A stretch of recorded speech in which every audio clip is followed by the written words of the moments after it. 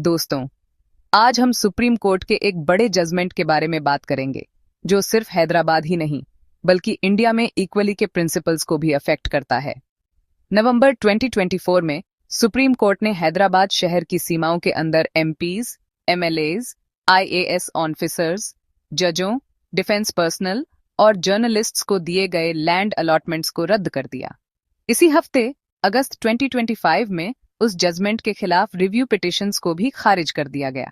चलो देखते हैं कि कोर्ट ने क्या कहा, ये क्यों जरूरी है और कौन सी कॉन्स्टिट्यूशनल वैल्यूज दांव पर थीं। 2005 और 2008 में आंध्र प्रदेश सरकार ने एक स्पेशल कैटेगरी बनाई लैंड अलॉटमेंट के लिए, जिसमें सिलेक्ट ग्रुप्स जैसे members of parliament, members of legislative assembly, civil servants, जज, डिफेंस ऑफिसर्स और जर्नलिस्ट्स को कंसेशनल बेसिक रेट्स पर हाउसिंग प्लॉट दिए गए। देखने में तो यह एक वेलफेयर स्कीम लग रही थी, लेकिन 2010 में हाई कोर्ट ने और बाद में 2024 में सुप्रीम कोर्ट ने इस पॉलिसी को आर्बिट्रेरी, अनफेयर और अनकॉन्स्टिट्यूशनल पाया। क्या एमपीज, एमएलएज, जजेस, आईएएस, आईपीएस ऑफिसर्स को पहले से मिल रहे पर्क्स और प्रिविलेजेस के ऊपर स्पेशल प्रिविलेज मिला है? इन लोगों को मनमाने ढंग से बहुत सस्ती जमीन का अलॉटमेंट हाई कोर्ट और सुप्रीम कोर्ट ऑफ इंडिया में अच्छे लोगों ने चुनौती दी थी। सुप्रीम कोर्ट ने सरकार के मनमाने फैसलों पर सही सवाल उठाया है। रिव्यू पिटिशंस में सीनियर लॉयर्स ने तर्क दिया कि जमीन 2008 में अलॉट की गई थी, घर पहले ही बन चुके थे और परिवार कई सालों से वहां रह रहे थे।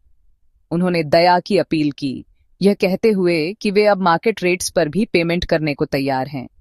जर्नलिस्ट्स ने तर्क दिया कि वे एमपीज या आईएएस ऑफिसर्स की तरह प्रिविलेज्ड नहीं हैं, क्योंकि कईयों की सैलरी कम होती है, कोई पेंशन नहीं होती और वे डेमोक्रेसी के चौथे पिलर के रूप में एक अहम रोल निभाते हैं।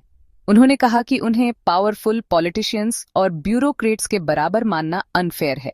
जर्नलिस्ट एमपीज, एमएलएज, जजेस, आईएएस और आईपीएस ऑफिसर्स के मुकाबले स्पष्ट रूप से उतने प्रिविलेज्ड नहीं हैं, सिवाय इसके कि उन्हें इन शक्तिशाली पदों तक तथ्यात्मक जानकारी के लिए पहुंच मिलती है। जर्नलिस्ट वास्तव में बिना पर्क्स और प्रिविलेजेस के समाज की सेवा कर रहे हैं, जनता को सही जानकारी प्रदान करके, सरकारी विभागों में भ्रष्टाचार को उजागर करके और कभी-कभी अपनी ड्यूटी के दौरान अपनी जान जोखिम में डालकर। लेकिन सुप्रीम कोर्ट क्लियर था। उसने कहा कि लैंड अलॉटमेंट के लिए ऐसी एक्सक्लूसिव कैटेगरीज बनाना संविधान के आर्टिकल 14 का उल्लंघन करता है, जो कानून के सामने इक्वली की गारंटी देता है। कोर्ट ने पॉलिसी को मनमाना, इरेशनल और पावर का दुरुपयोग बताया। उसने कहा कि सरकार अपनी डिस्क्रिशन का इस्तेमाल करके कुछ इलाइट्स को फायदा नहीं पहुंचा सकती, जबकि आम नागरिक, जिनमें गरीब और डिसएडवांटेज्ड भी शामिल हैं, पीछे छूट जाते हैं। कोर्ट ने कहा कि जर्नलिस्ट्स को भी सस्ती जमीन के लिए स्पेशल क्लास नहीं माना जा सकता। प्रिविलेज्ड ग्रुप्स को बहुत सस्ते दामों पर जमीन देने का विचार ही इक्वालिटी, फेयरनेस और फ्रेटर्निटी के कॉन्स्टिट्यूशनल प्रिंसिपल्स के खिलाफ है। नतीजतन कोर्ट ने ऐसे सभी अलॉटमेंट्स को रद्द कर दिया। लीज डीड्स को वॉइड घोषित कर दिया गया, लेकिन उसने आदेश दिया कि सोसाइटीज और उनके सदस्यों को रिफंड मिलना चाहिए, जिसमें स्टैंप ड्यूटी, रजिस्ट्रेशन फीस और डेवलपमेंट चार्जेस सभी ब्याज के साथ शामिल हों। यह जजमेंट एक स्ट्रांग रिमाइंडर है कि सरकारी पॉलिसीज को सभी लोगों की सेवा करनी चाहिए, न कि सिर्फ कुछ प्रभावशाली लोगों की।